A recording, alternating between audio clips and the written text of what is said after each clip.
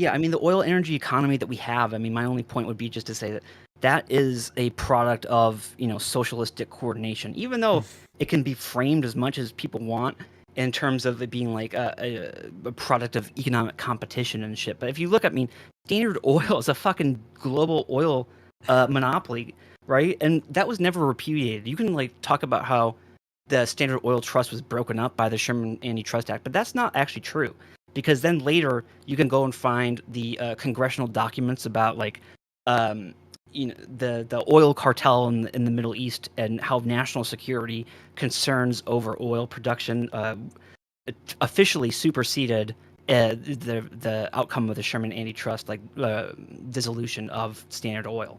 Like Frank Church released the many of the documents pertaining to this, but there is a giant oil cartel, Aramco, right, that was formed out of Standard Oil of California, Standard Oil of New Jersey, Standard Oil of New York, and Texaco, and that they formed a big, huge ass company in like the 1945 called Aramco, which ran all of Saudi Arabia's oil industry, and then that's like officially a cartel, a full on monopoly in the oil industry. So that whole the modern oil industry and fossil fuel energy economy, that is a product of socialistic coordination by the state and private companies working together.